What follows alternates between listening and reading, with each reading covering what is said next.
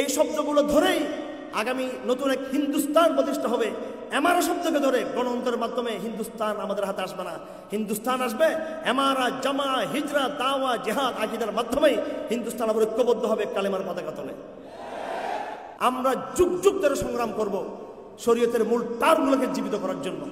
এরপরে একবারে ক্ষমতায় যাব, সাস্টেন থাকবো আমরা। 5 বছর পরে আবার ক্ষমতা থেকে আমরা নামবো, এরকম আর হবে না। একবারে ইসলাম ক্ষমতায় যাবে।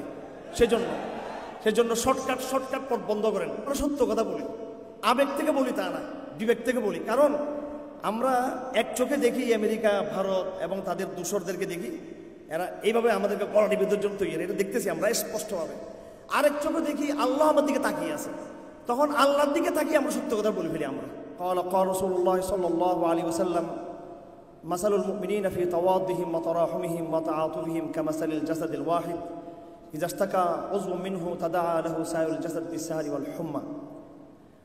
وعن العرباض بن سارية رضي الله عنه قال صلى بنا رسول الله صلى الله عليه وسلم ذات يوم فأقبل علينا بوجهه فوعظنا موعظة بليغة ذرفت منها العيون ووجلت منها القلوب. فقال أحد منا كأن هذه موعظة مودع فأوصنا يا رسول الله. فقال أوصيكم بتقوى الله والسمع والطاعة ولو كان عبدا حبشيا فإنه من يعش منكم بعدي فسيرى اختلافا كثيرا وعليكم بسنتي وسنة الخلفاء الراشدين المهديين تمسكوا بها وعضوا عليها بالنواجذ وإياكم ومحدثات الأمور فإن كل محدثة بدعة وكل بدعة ضلالة. وعن أنس بن مالك رضي الله تعالى عنه قال قال رسول الله صلى الله عليه وسلم لا تحاسدوا ولا تباغضوا ولا تدابروا وكونوا عباد الله إخوانا ولا يحل لمسلم أن يهجر أخاه فوق 3 أيام. اللهم صل على محمد وعلى آل محمد كما صليت على إبراهيم وعلى آل إبراهيم إنك حميد مجيد. اللهم بارك على محمد وعلى آل محمد كما باركت على إبراهيم وعلى آل إبراهيم إنك حميد مجيد. সম্মানিত অডিয়েন্স এবং তৌহিদবাদী অডিয়েন্স, আপনাদের সকলকে ধন্যবাদ জানাচ্ছি। আপনারা আজকে কিছু বিশুদ্ধ কথা শোনার জন্য এখানে একত্রিত হয়েছেন। যারা আয়োজন করেছেন তাদেরকে ধন্যবাদ, জাযাকুমুল্লাহ খায়র। প্রত্যেকেই নির্দিষ্ট বিষয় নিয়ে আলোচনা করেছেন। আমাকে বলা হয়েছে ঐক্য এবং বায়াত নিয়ে কথা বলার জন্য। তা আমি সরাসরি কোনো ভূমিকা ছাড়াই আমার বিষয়ের দিকে চলে যাচ্ছি। প্রথমত, যে সমস্ত শিরোনামে আলোচকদেরকে আলোচনা করতে দেওয়া হয়, এই শিরোনামগুলোর সাথে যে আমরা পুরোপুরি একমত হব এটা কোনো জরুরি না। আমার কাছে ঐক্য শব্দটা বড় একটা বাজারি এবং সস্তা শব্দ হয়ে গেছে বর্তমানে। এটা একটা রাজনৈতিক পলিটিক্যাল ফ্যাশনে পরিণত হয়েছে। যারা যত বেশি ঐক্যের কথা বলে দেখবেন এরাই অনৈক্যের সমস্ত তথ্যকে তারা বেশি বিশ্বাস করে। যারা বর্তমানে ঐক্যের কথা বলতেছেন ওনাদেরকে যখন আমরা বলি শরিয়ার কথা, খেলাফতের কথা, তখন বলে যে না, এই মুহূর্তে এটা বলা যাবে না। সেটা খেলাফত ছাড়া আমি জিজ্ঞেস করতে চাই, মানব জাতিকে ঐক্যবদ্ধ করার অন্য কোনো পন্থা হতে পারে? তা আপনারা এইদিকে বলতেছেন আমাদের ঐক্য দরকার, আবার বলতেছেন খেলাফত শব্দটার মধ্যে এটা এই মুহূর্তে বাংলাদেশে এটা বলাটা কৌশল পরিপন্থী। শরিয়া ছাড়া মানব জাতিকে ঐক্যবদ্ধ করার অন্য কোনো মেথড কি আছে? তো যারা ঐক্য বলতেছে বেশিরভাগ তাদেরকে দেখবেন যারা শরিয়া বলে তাদের ব্যাপারে দেশি বিদেশি ইন্টেলিজেন্সকে তথ্য দেওয়া হচ্ছে। এরা একটু ভিন্ন সাইডের মানুষ, এদের উপর নজরদারি করবেন, এদের উপরে। আমি স্পষ্ট কথা না বলে পারি না। এই জন্য এই ঐক্য শব্দটাই আমার আসলে শুনতে ভালো লাগে না। আমি স্পষ্ট শুনতে চাই খেলাফতের কথা, এমারতের কথা, মুসলমানদের একজন আমির মুমিন থাকবে, এটা দায়িত্বহীন ইসলামের একটা বিধান। এটা যদি কোনো অঞ্চলে মুসলমানরা বৈশ্বিক একক এমারতের আন্ডার আসতে না পারে তাহলে তারা কি করবে? বিচ্ছিন্ন একটা এলাকা যেখানে ইসলামী খেলাফত ব্যবস্থা যেখানে নাই এবং মূল খেলাফতের যে ভূখণ্ড সেটা থেকে ওই এলাকা অনেক দূরে বিচ্ছিন্ন, তখন তারা কি করবে? কিংবা পৃথিবীর কোথাও খেলাফত ব্যবস্থা বা এমারত ব্যবস্থা নেই, তখন মুসলমানদের কি করণীয়? সেখানে কি কিতাবে কোথাও লেখা আছে মুসলমানরা সবাই মিলেমিশে থাকবে? মিলেমিশে থাকবে পরিষ্কার লেখা আছে যেখানে মুসলমানদের রাজনৈতিক ক্ষমতা নাই, যেখানে মুসলমানদের খেলাফত ব্যবস্থা নাই, কিতাবে এইভাবে লেখা আছে, ফেকার কিতাবে লেখা আছে। আমি একজন নগণ্য একজন ফেকার ছাত্র হিসেবে, একজন মুফতি হিসেবে আমি কথা আপনাদের সামনে তুলে ধরতে চাচ্ছি যে ইজা লাম ইয়াকুন লিল মুসলিমিন ইমাম, মুসলমানদের কোনো আমির নাই, খলিফা নেই। ওয়াগালামা আলাইহিল কুফার, এবং কাফেররা সেখানে তাদের আধিপত্য বিস্তার করেছে, সেটা সরাসরি হোক কিংবা বর্তমান মুসলিম বিশ্বের মতো কলোনিয়াল ইনডাইরেক্ট পদ্ধতিতে হোক, যেখানে কাফেরদের আধিপত্য আছে। ইউরোপে আমেরিকাতে সরাসরি কাফেরদের আধিপত্য, মিশর, পাকিস্তান, বাংলাদেশ, ইন্দোনেশিয়াতে ইনডাইরেক্টলি কলোনিয়াল সিস্টেমে আধিপত্য। দুনো অবস্থাতেই এখানে খিলাফত বিরাজমান নাই, ইসলামী নেতৃত্ব এখানে নেই বিদ্যমান। এমন অবস্থায় মুসলমানদের করণীয়টা কোনো কিতাবে কথা লেখা নাই মুসলমানরা মিলেমিশে থাকবে, ঐক্য ঐক্য এই সমস্ত দুর্বল শব্দগুলো কোথাও লেখা নাই। বড় মৌলিকভাবে বলা হয়েছে এই কথা যে তখন মুসলমানরা অরাজনৈতিক উদ্যোগের মাধ্যমে, সামাজিক উদ্যোগের মাধ্যমে বেতরাজিল মুসলিমিন, পারস্পরিক সন্তুষ্টির ভিত্তিতে মুসলমানরা একজনকে তাদের সামাজিক আমির নির্বাচিত করবেন, যিনি মুসলমানদের ঈদের নামাজের ব্যবস্থা করবেন, জুমার ব্যবস্থা করবেন, মুসলিম সমাজের শান্তি শৃঙ্খলার ব্যবস্থা করবেন। এটা হবে অল্টারনেটিভ লিডারশিপ, অল্টারনেটিভ এটাকে বলা হয় অথরিটি, রাষ্ট্রমূল অথরিটি। যেহেতু রাষ্ট্রের চরিত্র আধিপত্যবাদী চরিত্র, রাষ্ট্রের চরিত্র যেহেতু সেকুলার চরিত্র, রাষ্ট্রের চরিত্র যেহেতু একটা তাগুতপন্থার চরিত্র, রাষ্ট্রের চরিত্রের মধ্যে নেফাক আমার রিদ্দা যেহেতু রয়েছে, যার আনুগত্য আমাদের উপর বর্তাচ্ছে না, সেই মুহূর্তে আমাদেরকে একটা বিকল্প একটা লিডারশিপ তৈরি করতে হবে। এটা কোরআনে কারীমের সূরা নিসার মধ্যে বলা আছে, আউযু বিল্লাহি মিনাশ শাইতানির রাজীম, ইয়া আইয়ুহাল্লাযীনা আমানু আতিউল্লাহ ওয়া আতিউর রাসূল ওয়া উলিল আমরি মিনকুম। এখানে উলুল আমর বলতে বলা হয়েছে অথরিটি। আমরা অথরিটিকে মানব। অথরিটি কারা? সমস্ত ফেকার কিতাবে লেখা আছে, ফেকার কিতাবে স্পষ্ট লেখা আছে ওরা হচ্ছে পলিটিক্যাল লিডারশিপ। রাষ্ট্রের যারা দায়িত্বশীল, ভূখণ্ডের যারা দায়িত্বশীল, খেলাফতের যারা আমির, যারা খলিফাতুল মুসলিমিন, যারা আমিরুল মুমিনিন, যারা কাজী, যারা নেতৃত্ব ইসলামিক ফরম্যাটে, ইসলামিক কাঠামোর মধ্যে যেই শরীয়ী যে নেতৃত্ব, শরীয়ী যে নেতৃত্ব, এটা আনুগত্য করতে হবে। আল্লাহ এবং রাসূলের আনুগত্যের পরেই এই পলিটিক্যাল এই লিডারশিপকে মানতে হবে। এখন প্রশ্ন দাঁড়াচ্ছে, যদি এই পলিটিক্যাল লিডারশিপ যদি তারা ইসলামের পথে না থাকে, আমাদের কাছে বনু উমাইয়ার নজির রয়েছে, বনু আব্বাসের নজির রয়েছে, এবং এই মাসলাটাকে বলা হয় মাসলাতুল খুরুজ, বিদ্রোহ করা। ওই সময় ওলামায়ে কেরাম ফতোয়া দিয়েছেন তাদের বিরুদ্ধে বিদ্রোহ করা যাবে না। এবং আকীদার সমস্ত কিতাবে লেখা আছে, ওয়ালা নারাল খুরুজ আলা আইম্মাতিনা ওয়া ইন জারু, আমরা আমাদের ইমামদের বিরুদ্ধে, আমরা আমাদের রাজনৈতিক লিডারশিপদের বিরুদ্ধে, খলিফাতুল মুসলিমিনদের বিরুদ্ধে বিদ্রোহ করাটাকে বৈধ মনে করি না, যদিও তারা জুলুম করে। ওয়া ইন জারু স্পষ্ট কিতাবে লেখা আছে। এখন আকীদার এই অংশটুকুকে নিয়ে মাতখালি গোষ্ঠী সৌদি আরবের এদেরকে আমিরুল মুমিনিন প্রমাণ করতে চায়, পাকিস্তানের এদেরকে, মিশরের সিসিকেও তারা আমিরুল মুমিনিন প্রমাণ করে বলতে চায় তারা জুলুম করলেও তাদের বিরুদ্ধে বিদ্রোহ করা যাবে না। কথা হলো বনু উমাইয়া, বনু আব্বাস এর মধ্যে জুলুম ছিল, নির্যাতন ছিল, নিপীড়ন ছিল, এবং তারা ফাসিক ছিল। জুলুম এবং ফাসিক হওয়ার কারণে মুসলমানদের জন্য বিদ্রোহ করা এটা কোনো অপরিহার্য হয়ে পড়ে না। মুসলমানরা যদি ফিতনার সম্ভাবনা থাকে যে আমরা যদি এখানে বিদ্রোহ করি শুধু জুলুমের কারণে, অথবা শুধু আমির মদ খায়, আমির কবিরা গুনাহ করে, কিছু কিছু তার কবিরা গুনাহ পাওয়া যায় এবং সে জুলুম করে, এতটুকু কারণে কিতাবে লেখা আছে যে তিনি আমিরের যে বৈশিষ্ট্য তিনি হারাবেন, তিনি তার পদ থেকে তিনি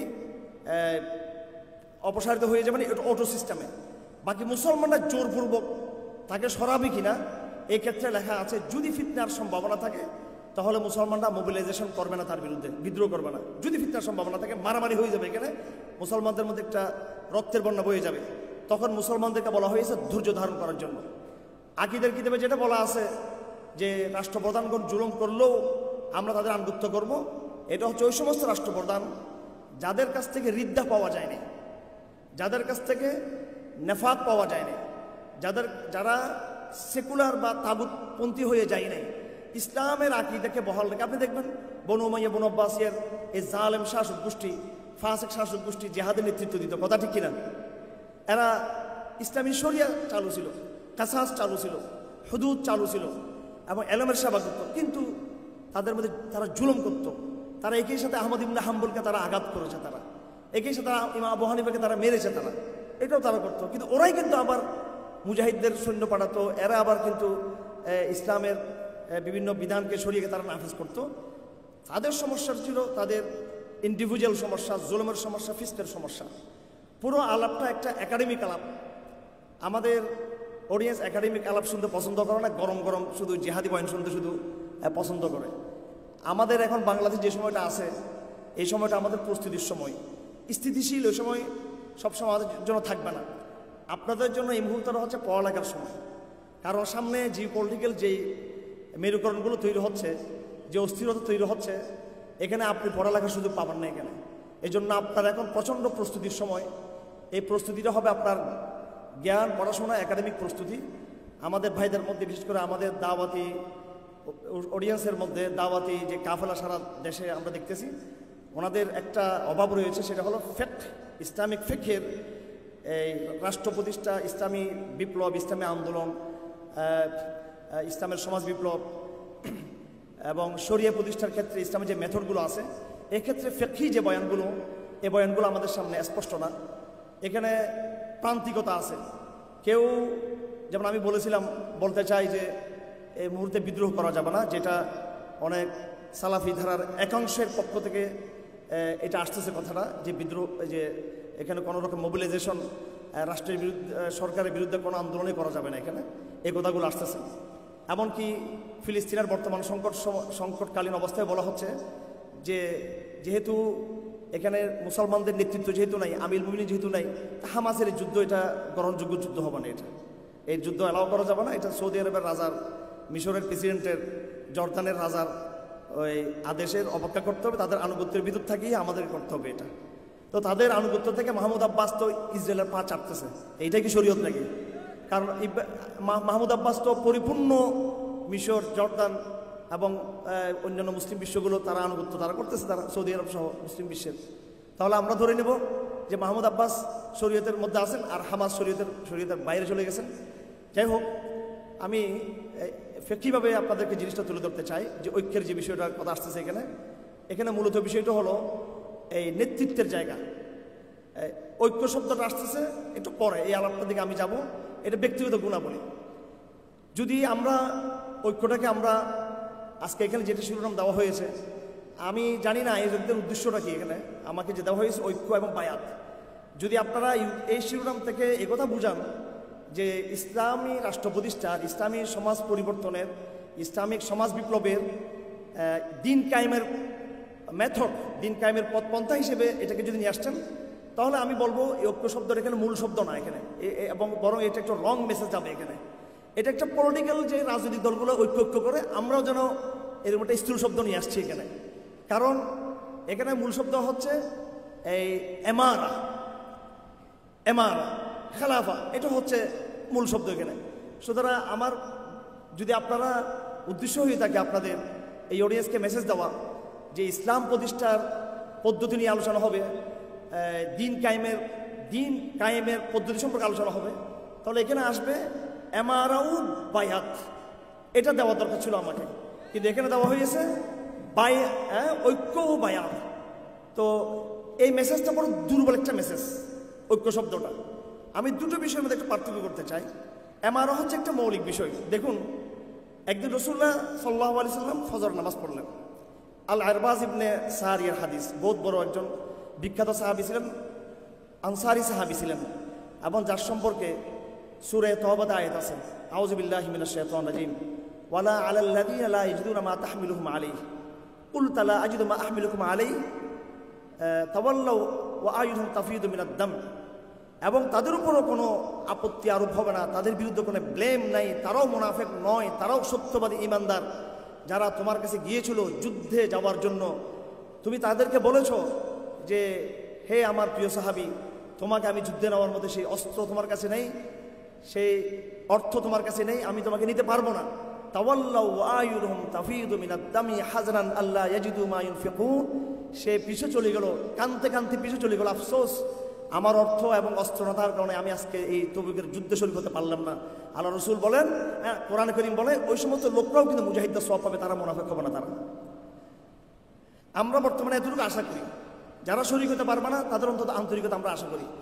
এই সাহাবী অনেক বড় জলিল কদর সাহাবী ছিলেন, তিনি এই হাদিসটা বর্ণনা করেছেন, মৌলিক হাদিস, যে একদিন রাসূলুল্লাহ সাল্লাল্লাহু আলাইহি ওয়াসাল্লাম নামাজ পড়লেন, নামাজ পড়ে আমাদের দিকে তাকালেন এবং তিনি বয়ান শুরু করলেন।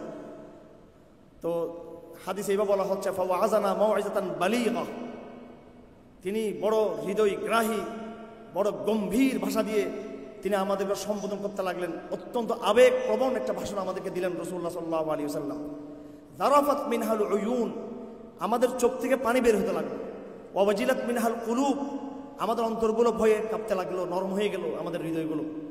ফাকালা আহাদুম মিন্না কাআন্না হাযি মাউইযাতু মুওয়াদ্দিইন, একজন দাঁড়িয়ে বলেই ফেললো, ইয়া রাসূলুল্লাহ, মনে হচ্ছে এটা তো বিদায় ভাষণ, আপনি মনে হয় কিছুদিন পরে ইন্তেকাল করবেন, যেই মনের আবেগ থেকে আপনি আজকে কথা বলতেছেন বিদায়ী ভাষণের মতো লাগতেছে।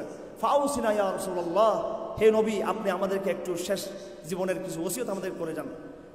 তখন সাহাবীর এই আবেদন শুনে রাসূল বললেন, ওসিকুম বিতাকওয়াল্লাহ ওয়াস সামঈ ওয়াত তাআতি, আমার ভাইয়েরা ভালো করে শুনুন, আল্লাহ নবী বলেন, আমি তোমাদেরকে ওসিয়ত করতেছি আল্লাহকে ভয় করা। আমরা এখন ভয় করি ফেসবুকের ক্রিয়া প্রতিক্রিয়াকে ভয় করি আমরা। ফেসবুকের কোন দিক ক্রিয়া চলে, অ্যাকশন রিয়াকশন, এগুলো পাত্তাও দিবেন না। আপনি দেখবেন আপনি হকের উপর আছেন কিনা, এটা দেখবেন। আপনি ফেসবুক কোনো কিছু লেখার সময় কোনোভাবেই শিরিকে যুক্ত হবেন না। আমরা ওই স্টেজে উঠলেও শিরিক করি, অডিয়েন্স দিতে তাকাই, কোনটা বললে এরা খুশি হবে।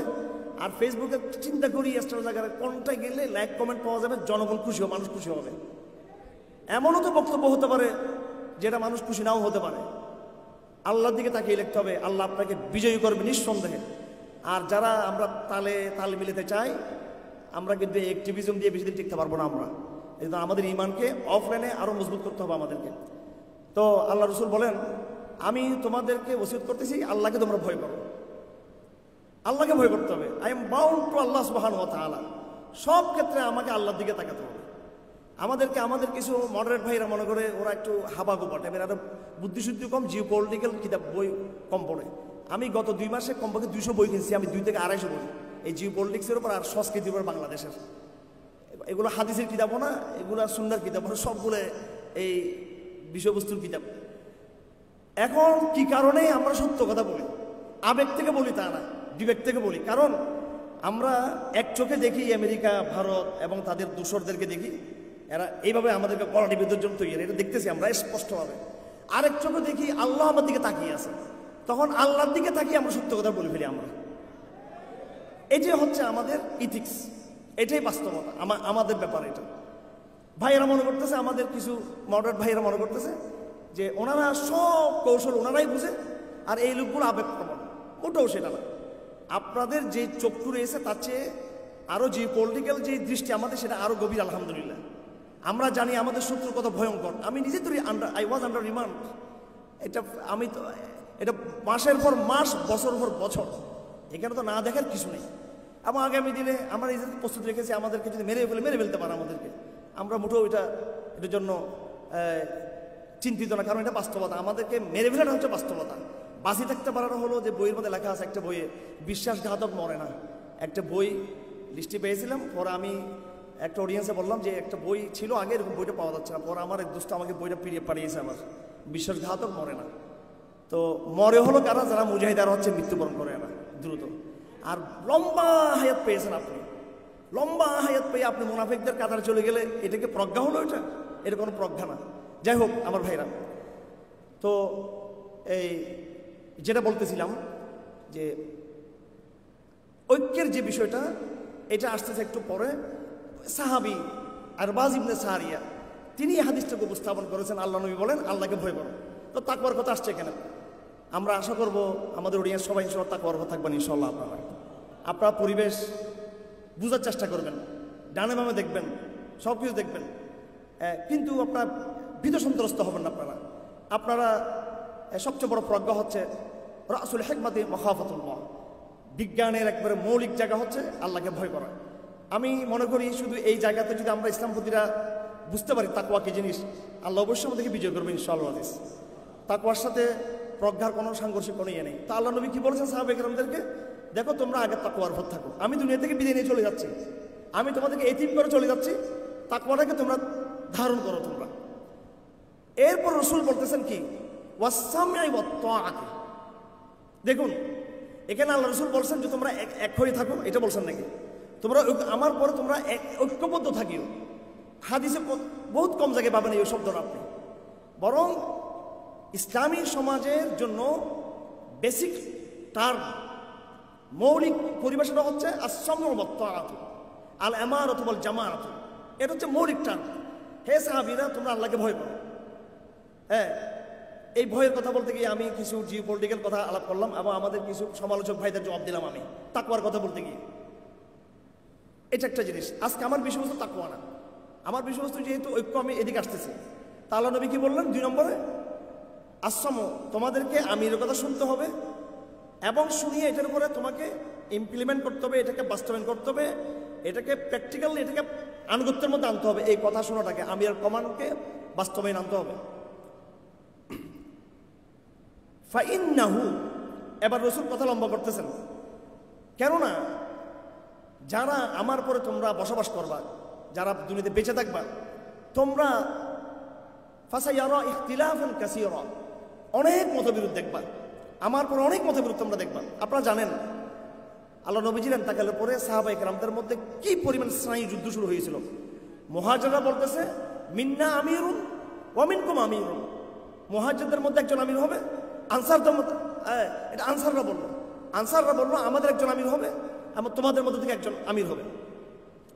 এবং আপনারা জানেন সাদ বিন ওবাদার মতো এতবার বিখ্যাত সাহাবী, যাদের অবদানে মদিনা রাষ্ট্র প্রতিষ্ঠা হয়েছে, বাইয়াত আকাবে উলা আকাবে সানির কথা আপনারা জানেন। এই সমস্ত কোরবানিতে যারা ছিল, এমন একজন সাহাবী পর্যন্ত শেষ পর্যন্ত হযরত আবু বকরকে বায়াত দেন নাই। তাহলে ইখতিলাফের একটা বিষয় থেকে যাচ্ছে এখানে। আল্লাহ রাসূল সেটা ভবিষ্যৎবাণী করেছেন, ফাসায়ারা ইখতিলাফান কাসীরা, তোমরা অনেক ইখতিলাফ দেখবা। ফাআলাইকুম বিসুন্নতি ওয়া সুন্নাতুল খুলাফায়ে রাশিদিন আল মাহদিয়িন, তোমরা আমার সুন্নাহ, এতাআতের, আনুগত্যের, জমাবদ্ধ থাকার যে সুন্নাহ, আমার পরিপূর্ণ আদর্শকে ফলো করবা। ওয়া ইয়াকুম মুহদাসাতিল উমুর, তোমরা সাবধান থাকবা বিভিন্ন বেদাত থেকে।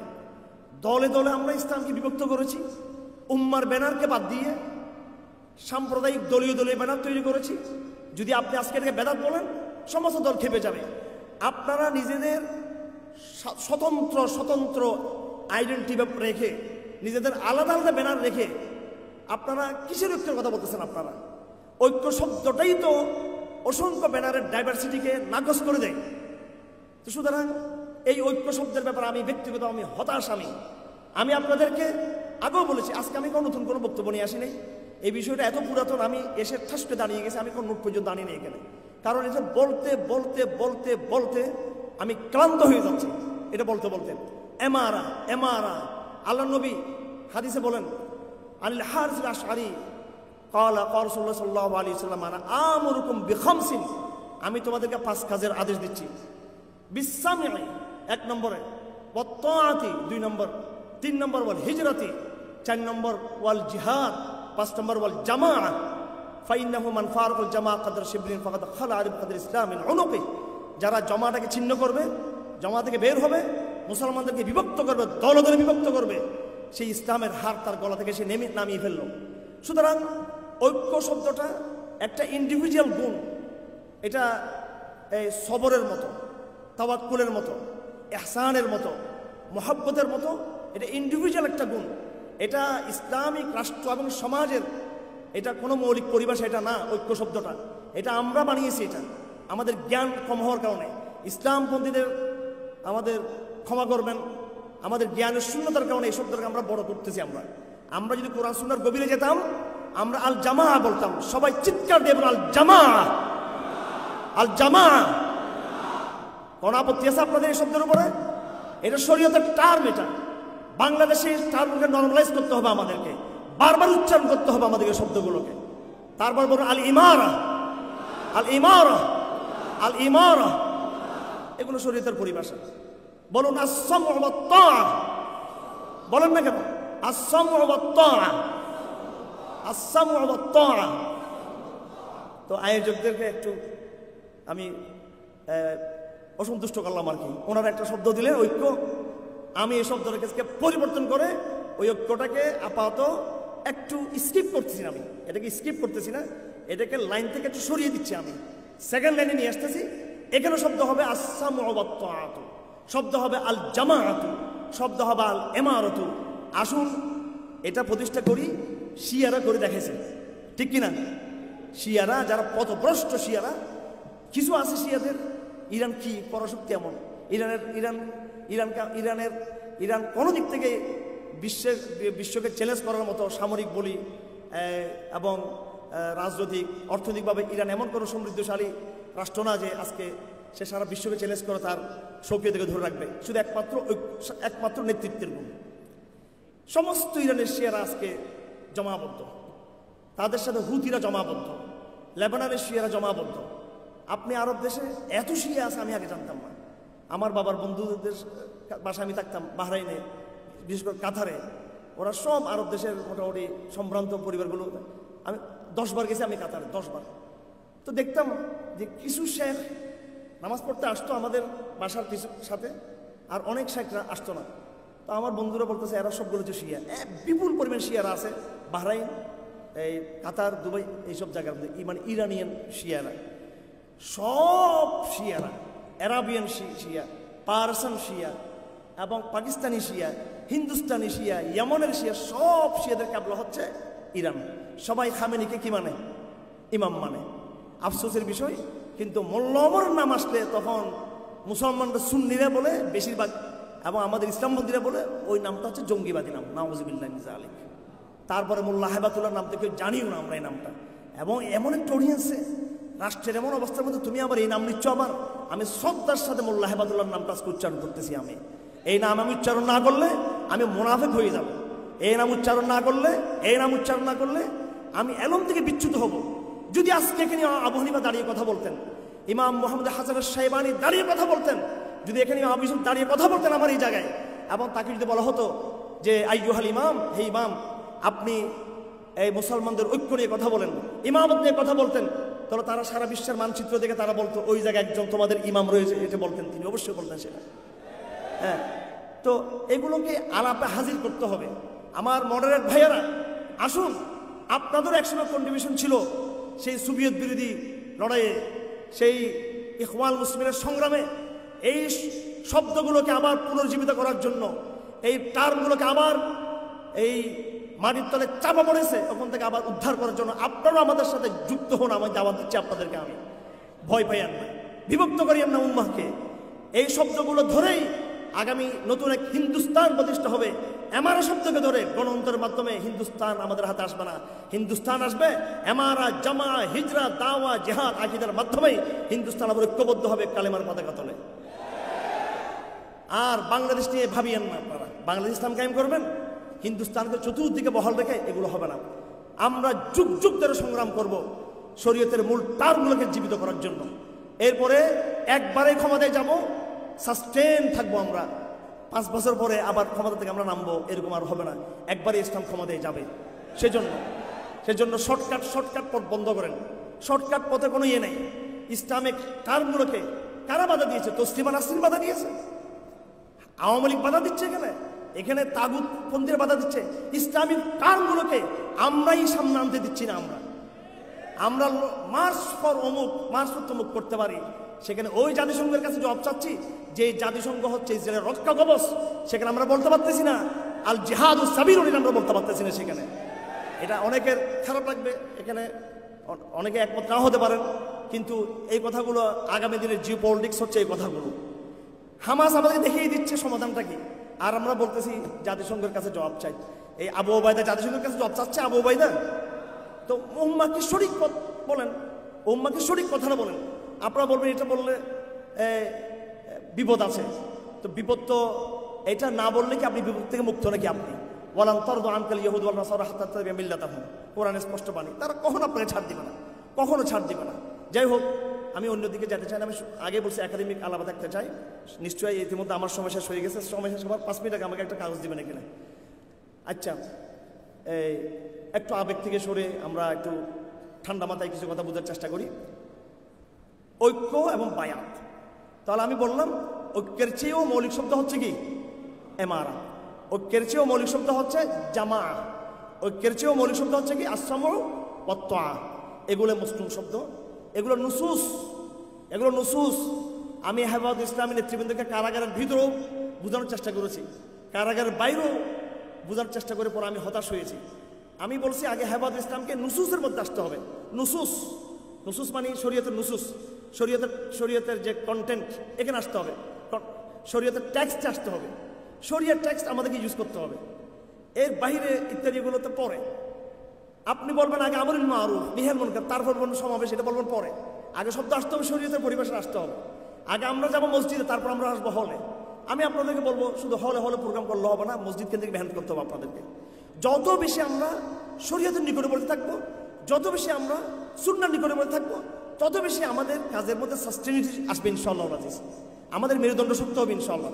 সুতরাং এই আজকের যে বিষয়বস্তু, এই বিষয়বস্তুর ক্ষেত্রেও আমাদের বার্তা এটাই। ফিকহের সমস্ত কিতাবে লেখা আছে, সমস্ত কিতাবে লেখা আছে। যেমন একটা ইবারত আমি আপনাদেরকে বলি, ওয়াজিবু আলাল মুসলিমিন, মুসলমানদের জন্য ওয়াজিব হলো নসবু ইমামিন, যদি তাদের যদি আমারত না থাকে, খলিফা না থাকে, মুসলমানরা তাদের মতো করে একজন সামাজিক ব্যক্তিকে ইমাম বানাবেন, ইমাম বানাবেন। তারপর বলতেছেন ওয়ালা ইয়াজুজু, আমি ফিকহের আবার পড়তেছি, ইসলামী ফিকহের আবার পড়তেছি, ওয়ালা ইয়াজুজু তারকু আমরিল মুসলিমিনা সুদান, মুসলমানদের বিষয়গুলোকে হাল ছেড়ে দেওয়া যাবে না, এইভাবে ছেড়ে দেওয়া যাবে না। লা ফি দারুল ইসলাম ওয়ালা ফি দারুল হারম, চাই সেটা দারুল ইসলাম হোক, চাই সেটা দারুল হারম হোক, সর্ব অবস্থায় মুসলমানদেরকে একটা নেতৃত্বের আন্ডারে ঐক্যবদ্ধ থাকতে হবে মুসলমানদেরকে। মিশরে উনি ইসরায়েলের হাতে কি কোনো দারুল ইসলাম ছিল? ভাইরা আমার ছিল? বলেন না কেন?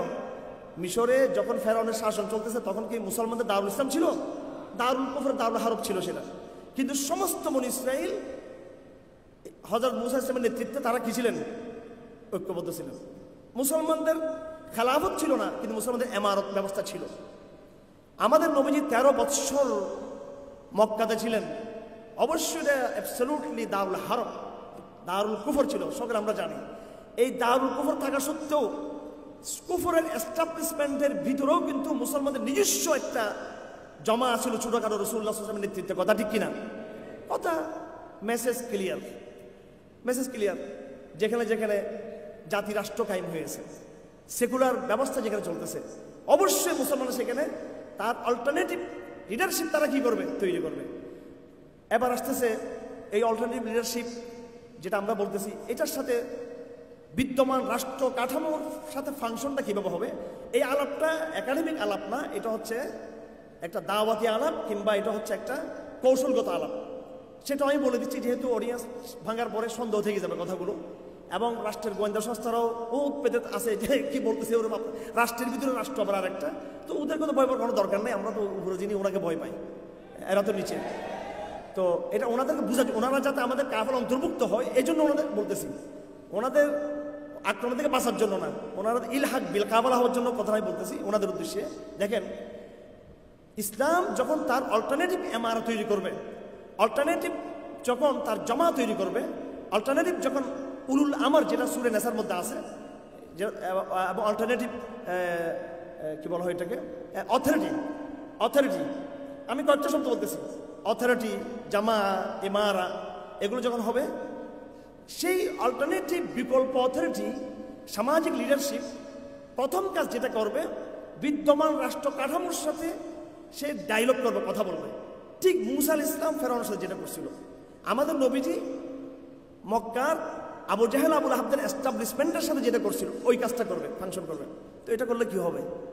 এটা করতে করতে করতে করতে ওই এস্টাবলিশমেন্টের মধ্যে একটা দাওয়াতের মাধ্যমে তাদের একটা অংশ ইসলামের দাওয়াতের দিকে এসে তাদের মধ্যে একটা বিভক্তি তৈরি হবে। কথা ঠিক কিনা?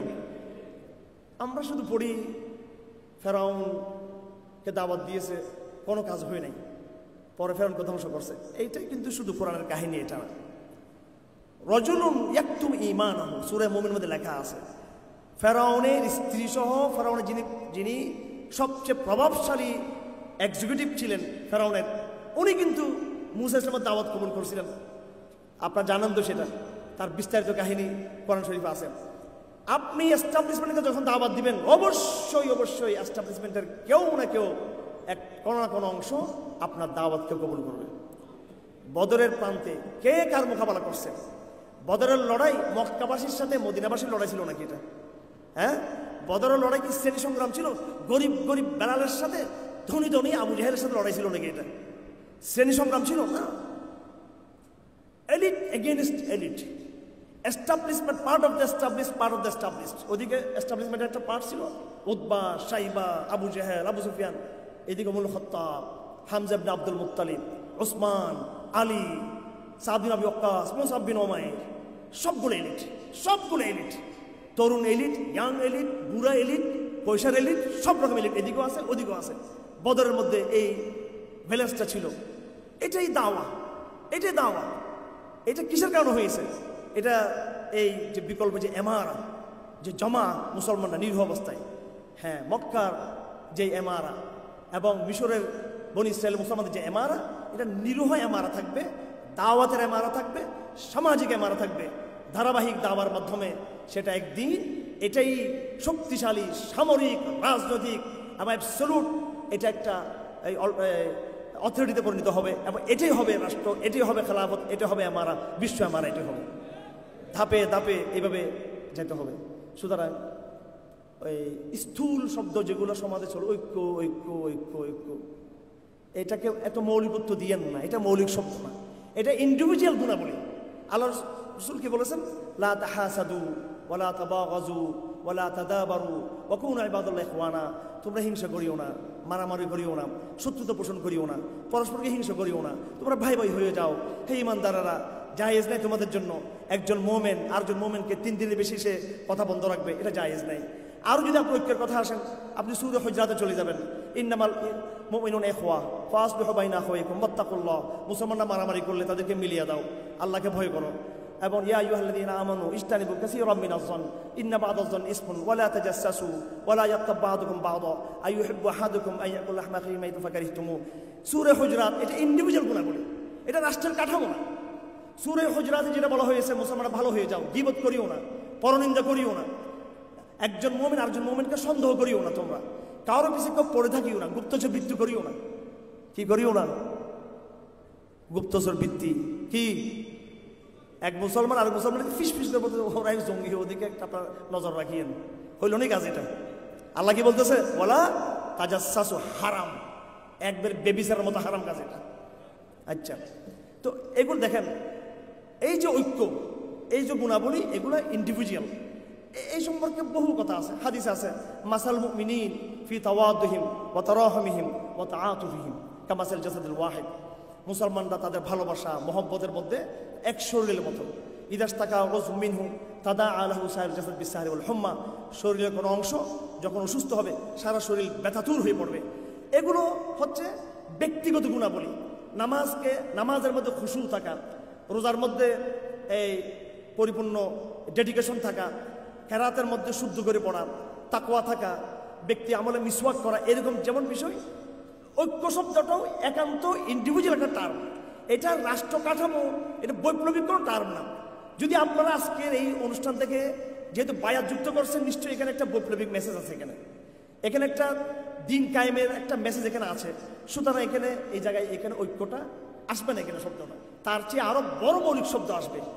আপনারা আবার এমন কোনো বার্তা নিয়েন না যে আমি ঐক্যের বিরুদ্ধে কথা বলছি। আমি ঐক্যের বিরুদ্ধে কথা বলি নাই, আমি ঐক্যের পাইলিং করছি। আমি পাইলিং করছি। ঐক্যের পাইলিং আসসামু ওয়াত তাআতু ওয়াল জিহাদ আল জামাআতু, পাইলিং। তারপর বিল্ডিংটা শক্ত হবে। আপনি উপরিতলার ঐক্য করলে কি সেটা হবে আর্টিফিশিয়াল ঐক্য? সবার ব্যানার বহাল থাকবে, আমিররা যার যার পদে সবসময় অনেকগুলো আমির থাকবে, এরপরে নাকি ঐক্য বলে। এখন আমি একটু বলবো, এই শয়তানি ঐক্য, এটা ইসলামে নাই, এটা ঠিক আছে। এখন খুব কড়া হয়ে গেল কথাটা, তো আমি এটার জন্য একটা প্রস্তাব দিচ্ছি, যদি আপনাদের এই ব্যানারগুলো বহাল রাখতে হয় অন্তত কমপক্ষে লেয়াজু করে একজনকে আধ্যাত্মিক হিসেবে নিয়ে আসেন। আপনাদের আমিরগিরিও থাকলো, দলীয় ব্যানারও থাকলো, অন্তত একটা ট্রায়াল আপনারা করেন যে লিয়াজু করে একজনকে আধ্যাত্মিক ইয়ে করে ওনাকে অন্তত মানে, তারপর আস্তে আস্তে এটাও আস্তে আস্তে বিলুপ্ত দিকে যদি মনে থাকে, যদি এরকম যদি সত্যিকার দিন কায়েমের যদি জজবা এবং নিরেট পরিচ্ছন্ন আবেগ থাকলে আপনি নিজেই এই সমস্ত মূর্তিগুলোকে নিজে সরাই দেবেন। আপনি যেগুলো মূর্তি আপনি নিজে তৈরি করছেন এগুলো। ভাই কড়া কড়া কথা বলে ফেলছি, আমাকে এখানে রাখছেন, কোরআন সুন্নাহর বাইরে আমাদের কোনো কথা বলা সম্ভব না। আর অডিয়েন্স যদি আমার কথা না বুঝে, এটা দুর্ভাগ্য আমার এবং দুর্ভাগ্য অডিয়েন্সের, যদি এই কথাগুলো আমি বুঝাতে না পারি। বা এত অংশটুকু রয়েছে, এটা আগামীতে সেমিনারে বলবো। আর সুযোগ নেই, আমার 5 মিনিট যেটা দেওয়া হয়েছে সেটা শেষ। আল্লাহ পাক সুবহানাহু ওয়া তাআলা আমাদের সবাইকে জমাবদ্ধ হওয়ার তৌফিক দান করুন। আমি একটা অবজারভেশন এখানে দিয়ে আমার কথা শেষ করতেছি। দেখেন, আমাদের নেগেটিভ আছে, আমাদের একটা অবস্থান আছে, আমাদের বয়ান আছে, আমাদের কিছু বিশুদ্ধবাদী স্ট্যান্ড আছে, আমাদের উই হ্যাভ এ স্ট্যান্ড, আমাদের স্ট্যান্ড আছে। বাট এটা নিয়ে আমরা অন্যান্য ইসলামী দলগুলোর সাথে আমরা কুতর্কে, মারামারিতে, হানাহানিতে আমরা লিপ্ত হব না। ওনারা যদি আমাদেরকে যদি ট্যাগও লাগায়, আমরা সবর করব, ধৈর্য ধারণ করব এবং এগুলোকে আমরা জাস্ট আলাপের জায়গায় আমরা হাজির করব। আমরা ওদের পাশে দাঁড়িয়ে কথা বলবো দোস্ত, আপনার সাথে আমি সব জায়গায় একমত, আপনার এই জায়গাটাতে আমরা একমত না, এই জায়গায় আমি আপনাকে নসিহা দিচ্ছি, আপনার সাথে আমার কোনো শত্রুতা নাই। আপনার ভালো কাজগুলোতে আমি আপনাকে আল্লাহর জন্য ভালোবাসবো, ভালো ভালো কাজগুলোতে। কিন্তু এই জায়গাগুলোতে আমার আপত্তি রয়েছে, আমার অবজারভেশন আছে, আমি একমত হতে পারতেছি না, এটাকে আমি শরীয়তের নুসুসের পরিপন্থী মনে করি, আপনি সেটা চিন্তা করুন, আমি আপনাকে নসিহা দিলাম। সুতরাং সমালোচনা এবং আক্রমণাত্মক কোনো স্ট্যান্ড না নিয়ে আমরা নসিহার ভাষা গ্রহণ করব এবং নিজের পরিপূর্ণ বিশুদ্ধতাকে বজায় রাখবো। এই কথাটাকে আমি এইভাবে বলি যে উই আর হার্ডকোর, আমরা হার্ডকোর আমাদের আইডিওলজির মধ্যে, ইন আওয়ার আইডিওলজিতে আমরা একদম হার্ডকোর আমরা, কিন্তু অ্যাপ্রোচের মধ্যে, বাস্তব ব্যবহারের মধ্যে আমরা আমাদের বিরুদ্ধ মতামত যারা আছে ওদের সাথে আমরা সফট কোর হব, আমরা তাদের সাথে নরম ব্যবহার করব।